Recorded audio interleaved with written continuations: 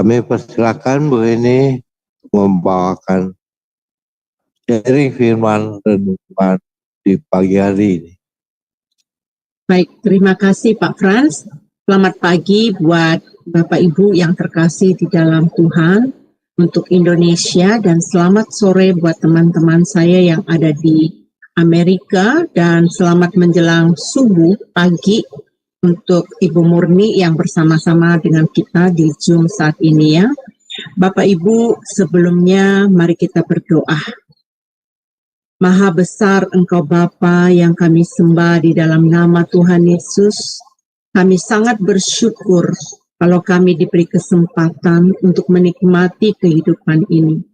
Tapi ada satu tugas yang Tuhan berikan dalam hidup kami sebagai ambasador-ambasador sorgawi. Mampukan kami ya Bapa untuk kami bisa menjadi umat-Mu, menjadi pilihan-Mu, seperti apa yang Engkau berikan kepada kami di bacaan 1 Petrus 2 hari ini. Bapa, mampukan kami untuk menyerap pesan yang dari Engkau, dan supaya kami dapat hidup di dalam kebenaran. Bapak, terima kasih. Kami mau awali renungan ini dengan kehadiran-Mu, dengan pertolongan-Mu, dengan hikmat-Mu, dengan anugerah-Mu atas kehidupan kami. Di dalam nama Yesus kami berdoa. Amin. Amin. Pak Ibu, hari ini tema dari 1 Petrus 2 saya memberikan menjadi ambasador sorgawi. Nah, di dalam 1 Petrus 1 ayat 1 dinyatakan surat ini ditulis oleh Simon Petrus. Siapakah Petrus ini? Nah, dia adalah Rasul Yesus Kristus. Tahun penulisan di tahun 60 sampai 63 Masehi. Dipastikan tahun penulisan surat ini sebelum penumpahan darah yang mengerikan oleh Kaisar Nero. Nah, siapakah yang tidak kenal dengan kaisar yang jahat dari Romawi ini? Dia adalah kaisar pertama yang menganiaya orang Kristen. Bahkan itu sangat sadis, teman-teman. Dia itu membunuh ibu dan saudara tirinya akibat apa? Akibat kesalahpahaman. Nah, Nero menyangka ibunya akan menghalangi reputasinya. Nah, karena pertumpahan darah tersebut dimulai pada tahun 64 Masehi.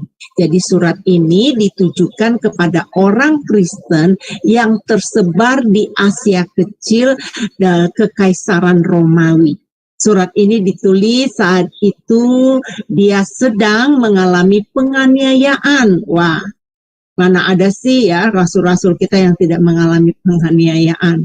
Ya, mereka selalu mengalami penganiayaan.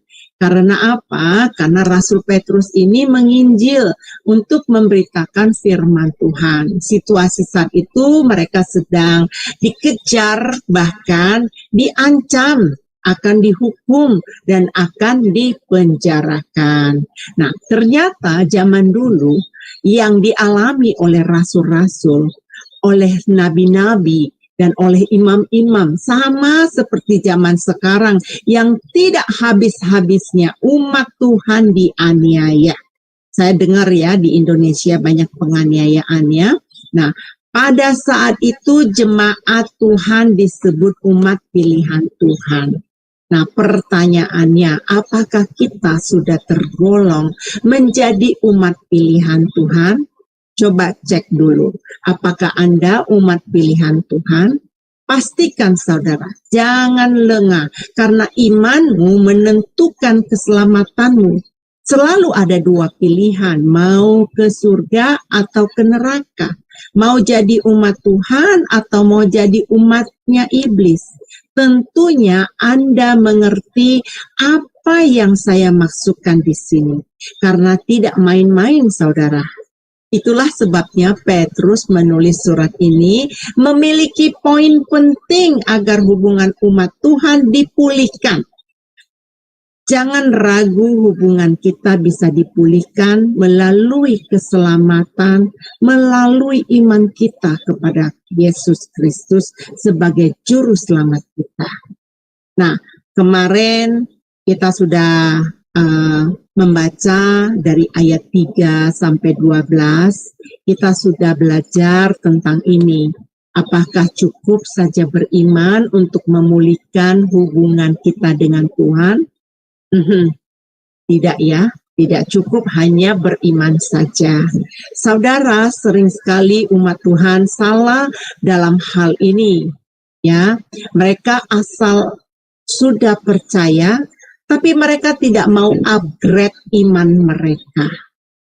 Ternyata bukan ini aja ya, bukan handphone atau laptop apa yang harus di-upgrade ya. Ternyata manusia juga harus di-upgrade ilmunya, imannya, ya pengetahuannya harus di-upgrade. Nah, pertumbuhan iman itu proses, saudara. Sama seperti kita menanam bibit tumbuhan. Diperlukan waktu sampai pohon tersebut berbuah. Nah, bagaimana cara kita menilai apakah kehidupan kekristenan kita sudah bertumbuh? Dengan menilai apakah kita sudah dapat menguasai diri kita dalam kekudusan. Apakah kita sudah mematuhi perintah-perintah Tuhan. Artinya apakah kita sudah dewasa rohani. Dituntut kita harus dewasa rohani ya.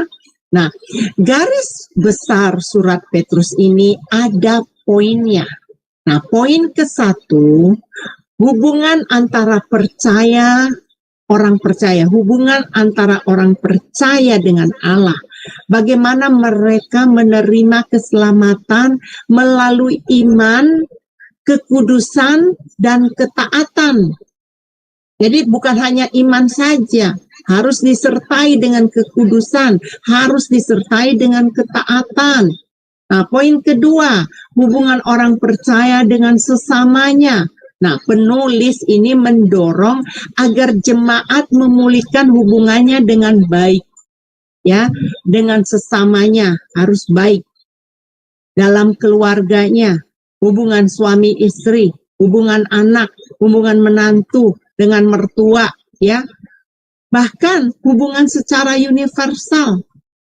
Sebagaimana orang percaya harus membangun hubungan dengan sesama, ada tanggung jawab secara umum. Baik itu dalam rumah tangga, mengenali tanggung jawab terhadap rumah tangga, ada 3 hal saudara tanggung jawabnya.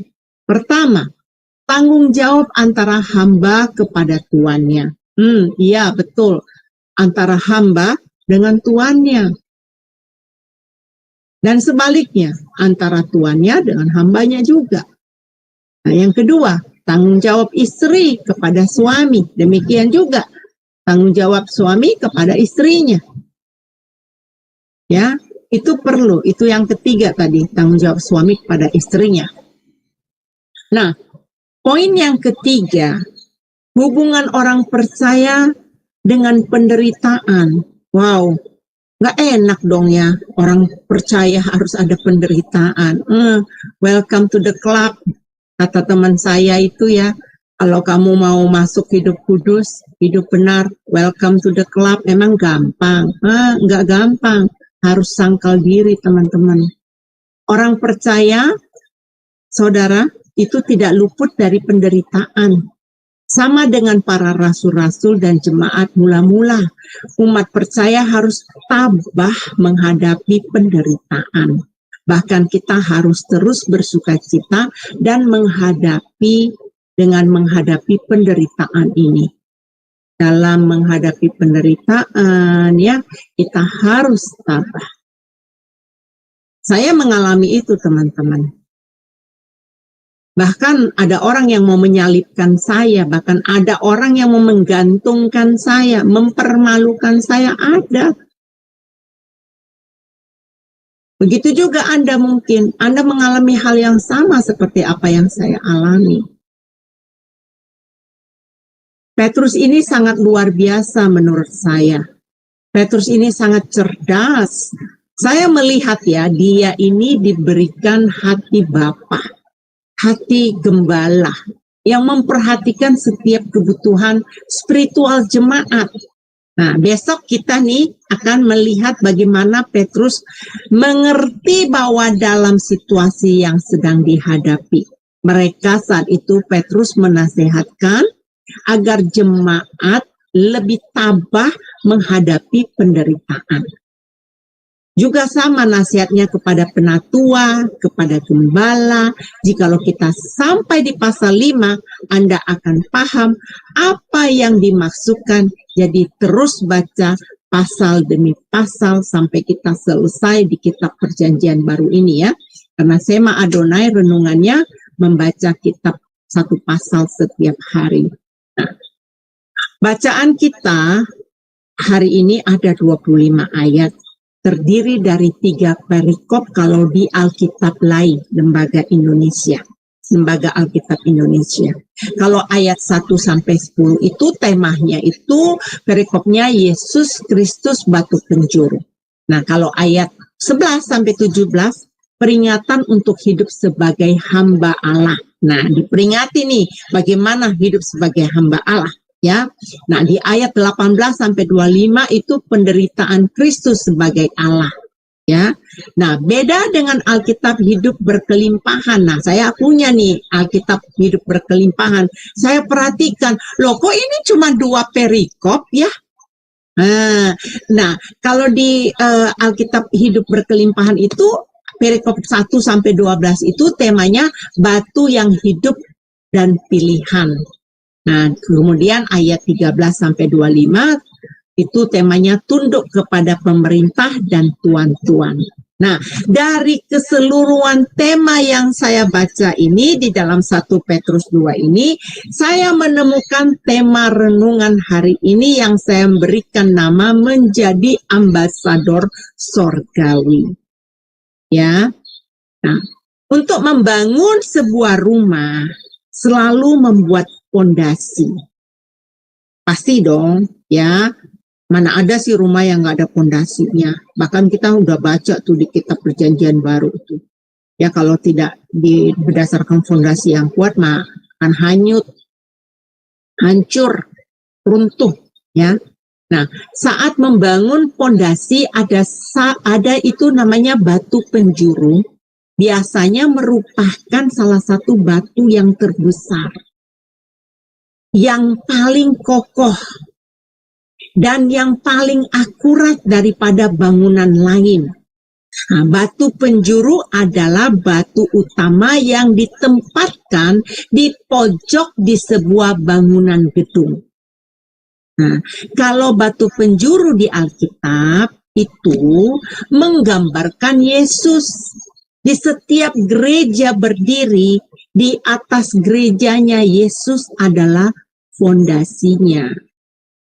Ketika batu penjuru telah diletakkan, batu itu akan menjadi dasar bagi pengukuran lainnya dalam konstruksi gedung itu. Ya, sebagai batu penjuru gereja, Yesus itu adalah tolak ukur bagi kita. Nah, nih lihat di kitab Perjanjian Lama menubuatkan kedatangan Sang Mesias. Sudah ada teman-teman. Dia yang akan menjadi sang batu penjuru. Ada ayatnya di mana? Ada di kitab Yesaya 28 ayat 16 sampai 17 yang berbunyi demikian. Sebab itu beginilah firman Tuhan Allah. Sesungguhnya aku meletakkan sebagai dasar di Sion sebuah batu yang teruji, sebuah batu penjuru yang mahal, suatu dasar yang teguh. Siapa yang percaya tidak akan gelisah, dan aku akan membuat keadilan menjadi tali pengukur dan kebenaran menjadi tali sipat. Hujan batu akan menyapu bersih perlindungan bohong, dan air lebat akan menghanyutkan persembunyian. Ayat ini luar biasa. Ayat ini Allah sedang berbicara kepada penduduk Yehuda yang pencemooh dan yang sombong, saudara. Juga berlaku buat kita ayat ini. Allah berjanji mengutus sang penjuru, yaitu anaknya, yang akan menjadi dasar yang kokoh bagi kehidupan jemaat Tuhan. Di dalam perjanjian baru, perumpamaan batu penjuru terus dipakai. Rasul Paulus ingin jemaat mengenal Kristus dengan baik. Nah, karena Yesus Kristus adalah batu penjuru, saudara. Di dalam Yesus Kristus tumbuh seluruh bangunan yang tersusun rapi menjadi bait Allah yang kudus di dalam Tuhan. Nah, di ayat 6 ada yang disebutkan Nabi Yesaya tadi yang saya baca, yang berabad-abad sebelumnya dibenarkan dengan kata-kata yang serupa. Tadi ayatnya sudah saya baca ya. Nah, Petrus mengajar bahwa Yesus batu penjuru yang dipilih dan dihormati di hadirat Allah. Batu penjuru dapat diandalkan dan siapa yang percaya kepadanya tidak akan dipermalukan. Nah, gitu juga tadi di kitab Yesaya dikatakan. Ya. Pertanyaannya, mengapa ada yang menolak batu penjuru yang telah dipilih Allah? Karena mereka ingin mendirikan bangunan lain daripada yang dirancang Allah, saudara. Sama peristiwanya dengan Menara Babel juga. Mereka ingin mendirikan Menara Babel. Banyak juga orang di dunia ini mendirikan kepercayaannya sendiri. Mendirikan agamanya sendiri. Pastikan masih ingat dengan penduduk Babel yang memberontak dan melawan Allah. Dan mereka membangun proyek pribadi mereka, mendirikan Menara Babel itu.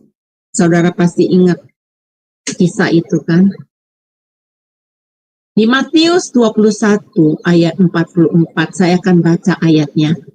Orang yang jatuh pada batu itu akan hancur. Dan orang yang ditimpa batu itu akan tergilas menjadi debu. Ngeri sekali bukan? Akan tergilas menjadi debu. Jangan sampai ini terjadi kepada kita, saudara. Jangan sampai kita kehilangan batu penjuru. Semua yang menolak Kristus berarti mengabaikan rencana Allah dan mereka memperjuangkan rencananya sendiri. Jelas ada hukuman bagi siapa yang menolak Kristus.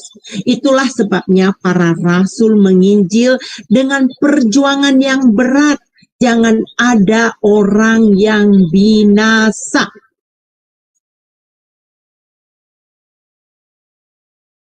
Ya, jadi bukan hanya rasul-rasul dulu ya, kita juga sekarang kita punya amanat, kita harus menginjil, kita harus hidup serupa seperti Kristus, supaya kita tidak menjadi batu sandungan. Itulah sebabnya saya memberikan menjadi ambasador surgawi temanya hari ini.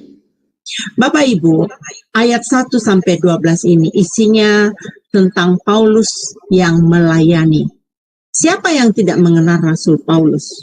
Bukan suatu rahasia bagi para rasul melayani Allah dengan perjuangan yang keras. Kita sudah baca ya, kitab-kitab sebelumnya ya, kita melihat bagaimana tantangan Rasul Paulus ya.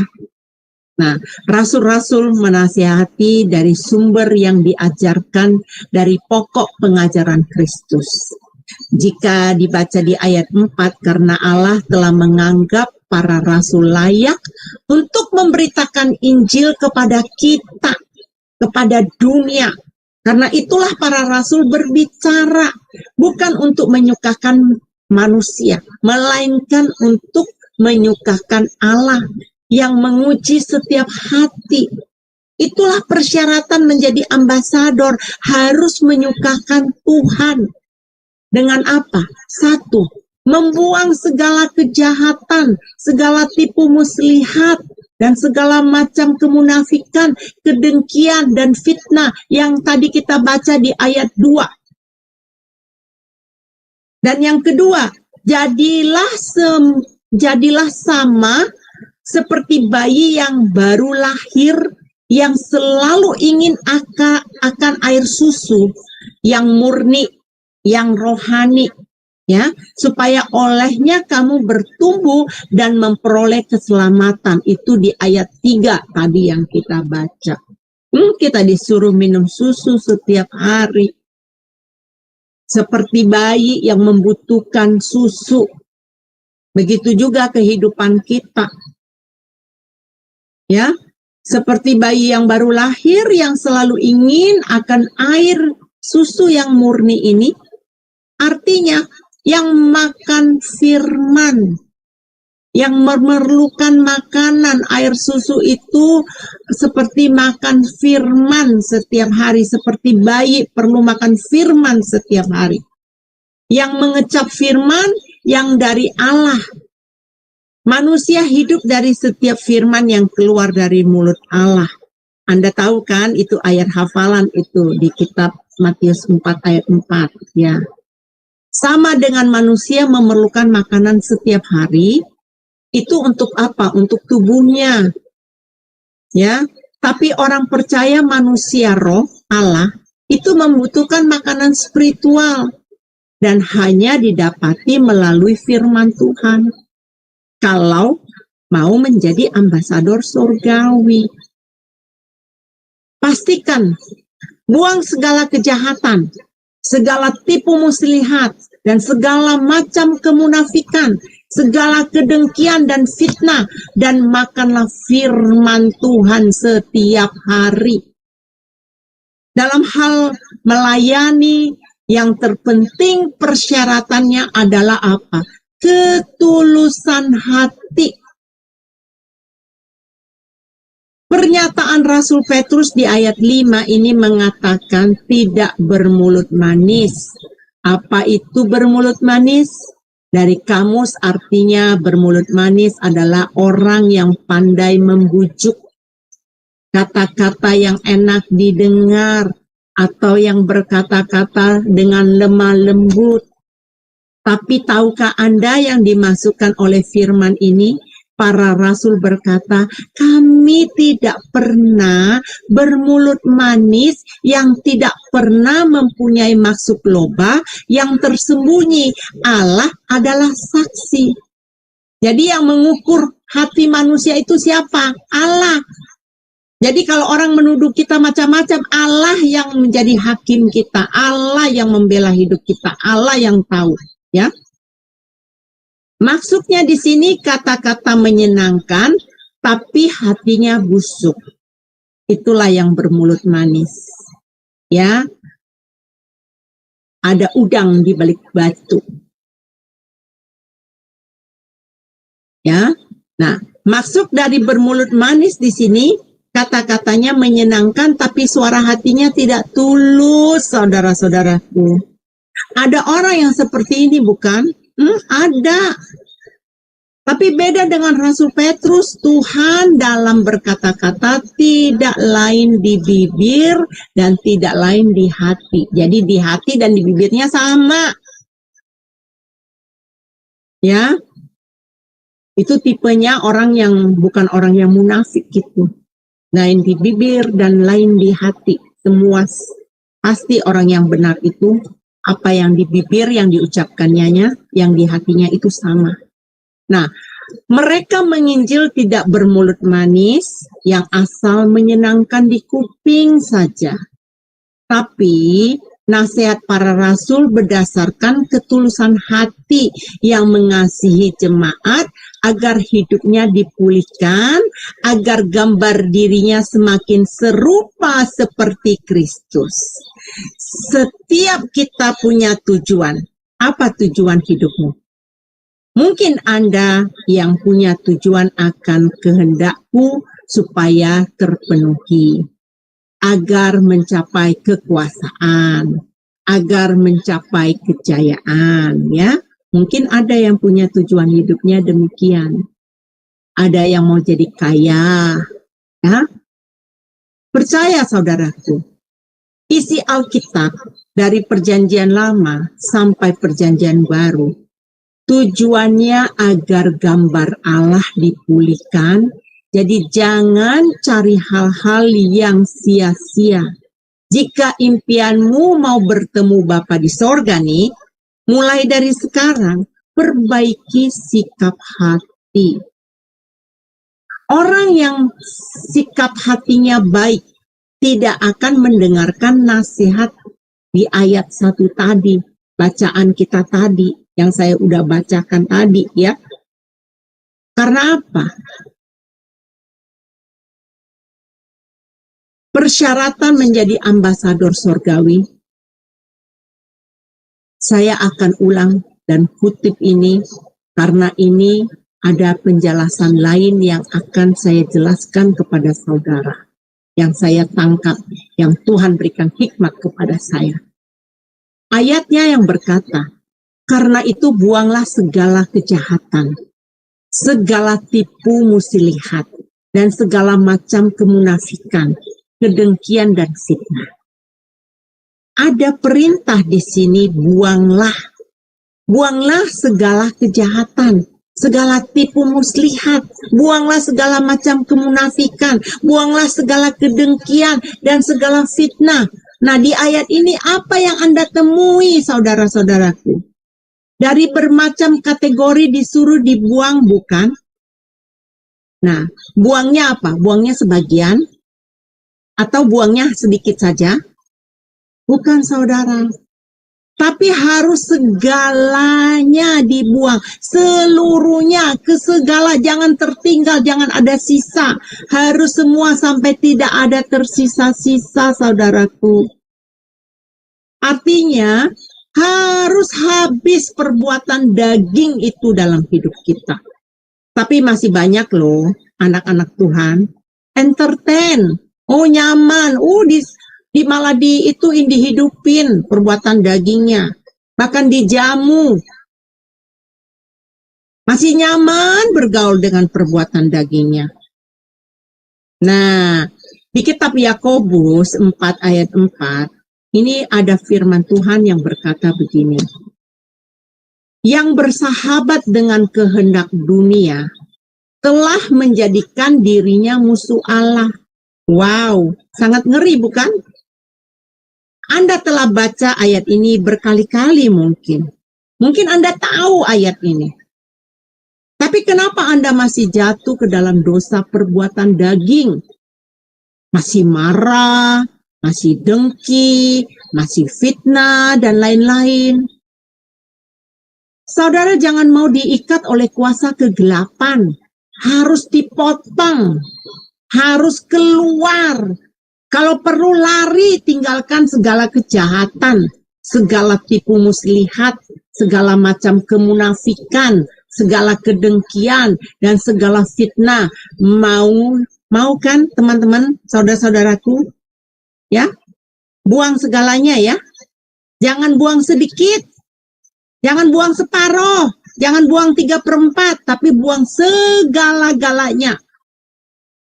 Ya, itu firman Tuhan yang berkata demikian, saudara. Itulah artinya dari tadi ayat itu. Saya kembalikan, saya kupas kembali, saya temukan itu. Iya benar Tuhan, ternyata harus segala-galanya dibongkar, dibuang, dikeluarkan. Ya, hidup lama menjadi hidup yang baru. Nah, kalau di ayat 5 sampai 10, di sini kita harus menjadi imamat yang kudus.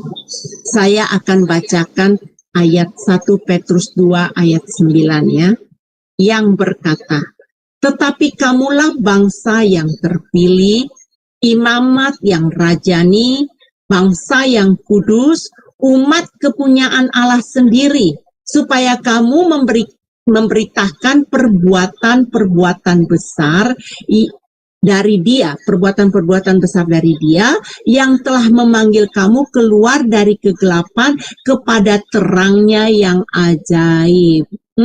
Amin. Kita ambasador sorgawi, saudara. Jangan main-main dalam mengiring Tuhan. Kita harus menjadi umat pilihan dan status kita ini adalah imamat rajani. Pertanyaannya, bagaimana keimanan orang percaya? Di ayat 5 ini, untuk menjadi bangsa yang terpilih, imamat yang rajani, bangsa yang kudus, orang percaya dan orang yang harus ada yang harus dilakukan. Orang percaya itu apa yang harus dilakukan ya saudara? Apa itu? Nih, kesatu. Orang percaya dapat langsung berhadapan dengan Allah melalui iman kepada Kristus. Wow, setelah hubungan kita dipulihkan, kita bisa langsung berhubungan dengan Allah. Nah, kedua, orang percaya wajib hidup kudus. Nah, wajib saudara, orang percaya itu wajib hidup kudus. Nah, yang ketiga, orang percaya harus mempersembahkan hidupnya melalui ketaatan, melalui firman Tuhan, melalui persekutuan doa, melalui pujian, melalui penyembahan, dan melayani dengan segenap hati, dengan segenap pikiran, dengan melakukan perbuatan baik. Kalau saya nih ya, saya suka begini. Kalau saya melakukan apa-apa, ini Tuhan berkenan nggak sih ya? Saya tanya dulu, Tuhan berkenan nggak? Jadi supaya kita nggak sembarangan melakukan sesuatu, teman-teman. Kita mesti tanya, Tuhan berkenan nggak? Nah, orang yang keempat, orang percaya harus hidup saling mendoakan, saling menopang, saling membantu, ya. Nah, yang kelima, orang percaya harus memberitakan firman. Memberitakan firmannya bagaimana, saudara? Bacakan tuh firman, kayak ahli-ahli Taurat. No. Tapi, orang percaya itu harus memberitakan firman melalui gaya hidup sehari-harinya. Makanya, kita jangan sembarangan. Nah, yang keenam, orang percaya harus kudus agar dapat menjadi imamat yang kudus. Betul kita menerima keselamatan gratis, saudara. Free, nggak bayar. Tapi orang percaya tidak luput untuk mengerjakan imannya. Coba buka Filipi 2 ayat 12-16. Apa perikopnya itu? Itu adalah suatu perintah, saudara. Yang dikatakan perikopnya ada apa? Tetap kerjakan keselamatanmu dengan takut dan gentar.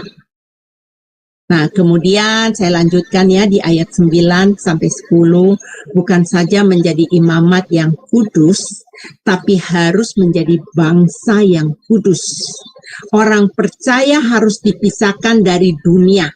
Pertama, supaya menjadi milik Allah sepenuhnya. Yang kedua, supaya hidup sesuai dengan kehendak Allah. Kenapa saudara kita dipisahkan dari dunia?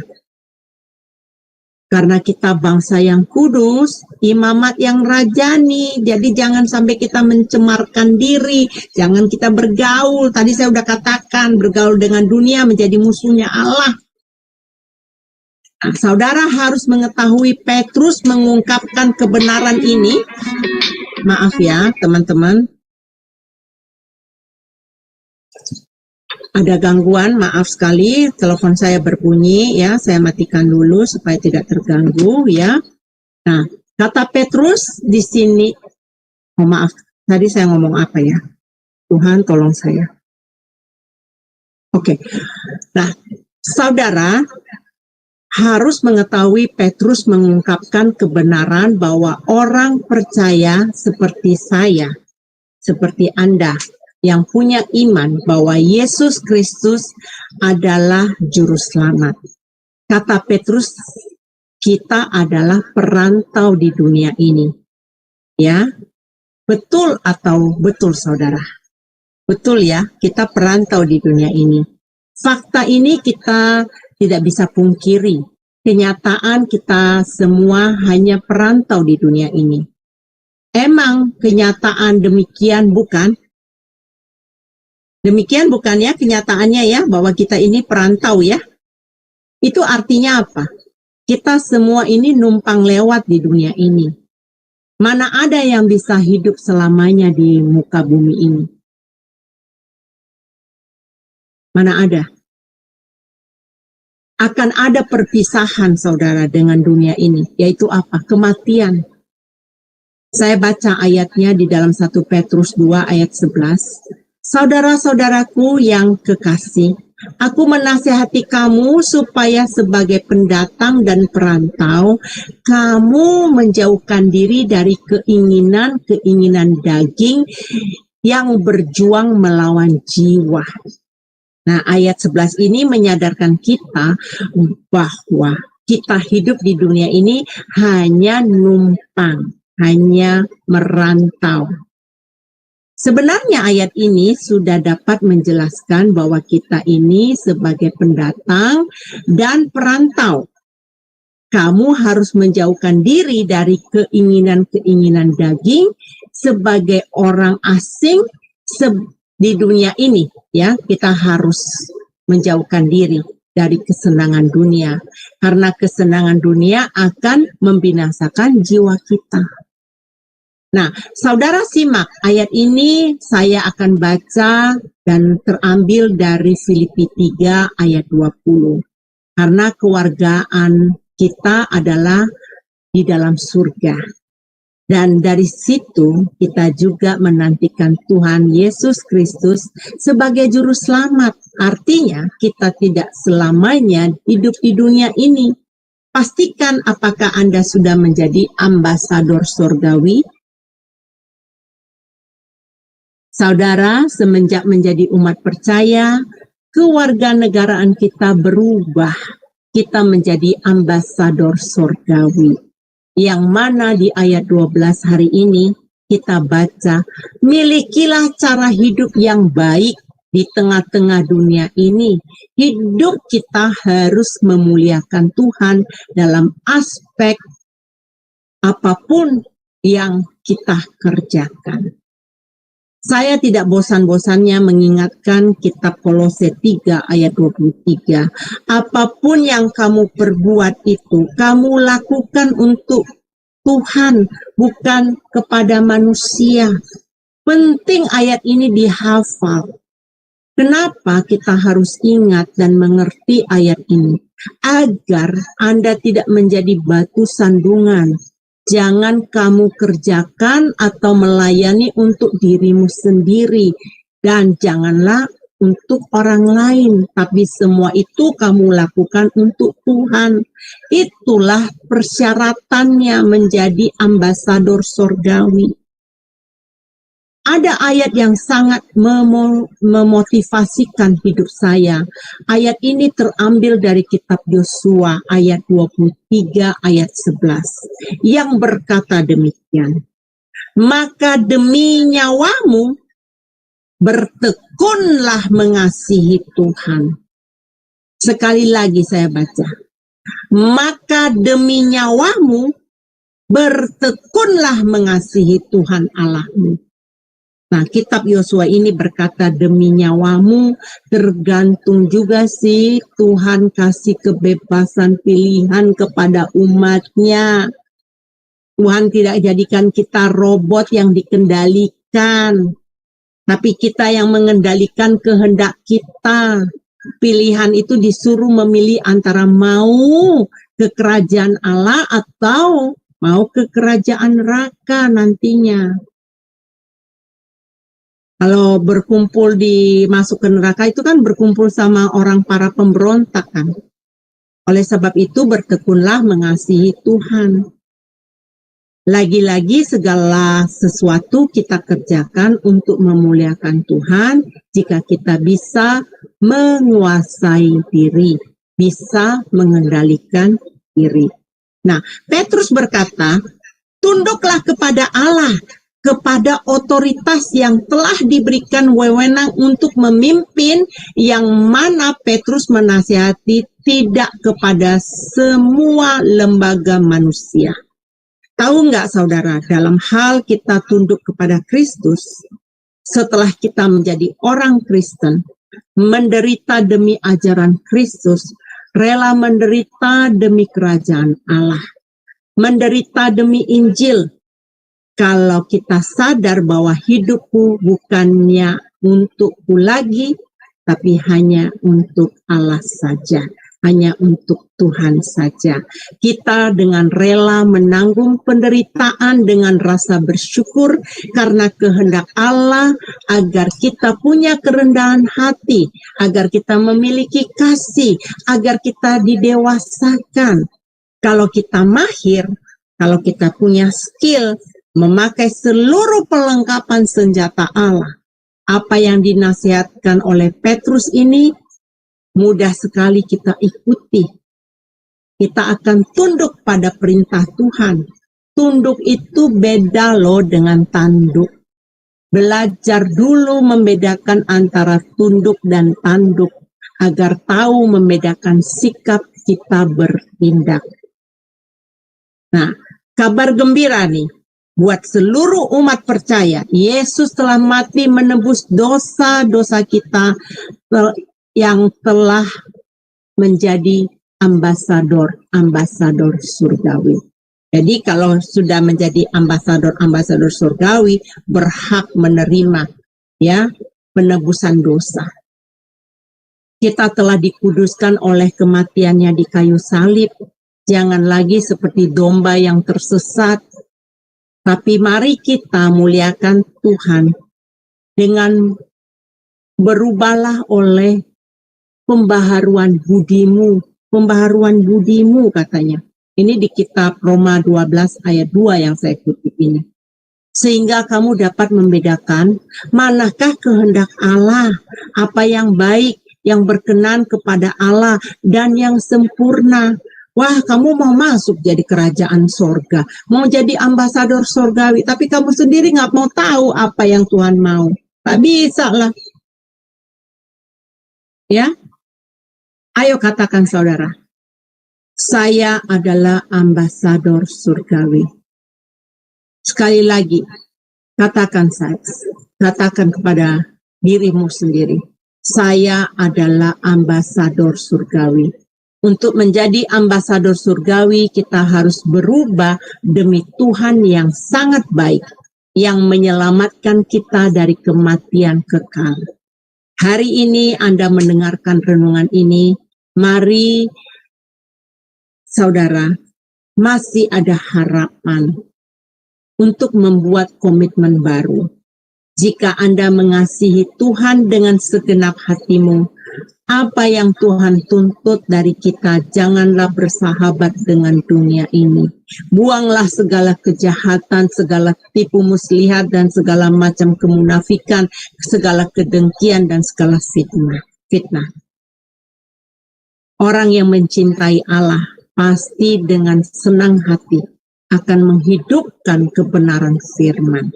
Sekali lagi saya katakan, orang yang mencintai Allah pasti dengan senang hati akan menghidupkan kebenaran firman Allah ini. Amin. Mari berdoa saudara. Bapa, terima kasih untuk kebenaran firman-Mu. Kami telah menjadi umat percaya. Kami dilayakkan menjadi warga kerajaan sorgawi.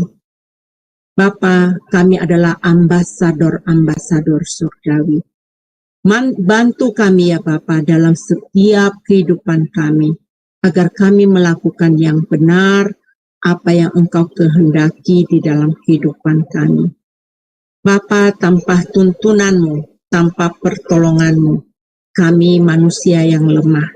Tetapi oleh kebenaran firman yang berkata, Engkau mengirimkan Roh Kudus sebagai penolong dalam kehidupan kami.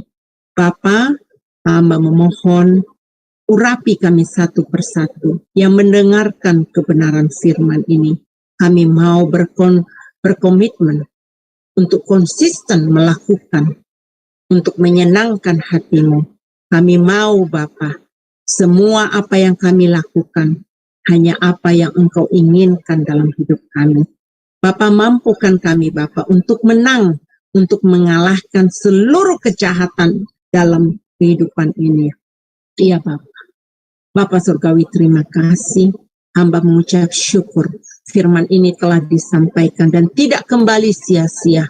Melalui pertolongan Roh Kudus, Engkau akan menjadikan rema-rema ini di dalam kehidupan umat-Mu. Bahkan hamba sendiri yang telah mempelajari ini, hamba mendapatkan berkat yang luar biasa dari Tuhan. Bapa, terima kasih. Terima kasih Engkau memilih kami sebagai ambasador surgawi. Di dalam nama Tuhan Yesus, hamba menghadapkan wajah-Nya kepada kita dan memberikan kepada kita damai sejahtera. Tuhan akan memampukan kita menjadi pelaku-pelaku firman. Kasih karunia Yesus dan kasih Allah dengan persekutuan Roh Kudus sampai pada akhir zaman. Ya, angkatlah wajah dan tanganmu, terimalah berkat dari Tuhan. Ucapan berkat dari kitab Bilangan 6. Tuhan menyinari engkau dengan wajah-Nya dan memberikan engkau kasih karunia. Tuhan menghadapkan wajah-Nya kepadamu dan memberikan engkau kasih karunia. Tuhan menghadapkan wajah-Nya kepadamu dan memberikan engkau damai sejahtera dari sekarang sampai selama-lamanya.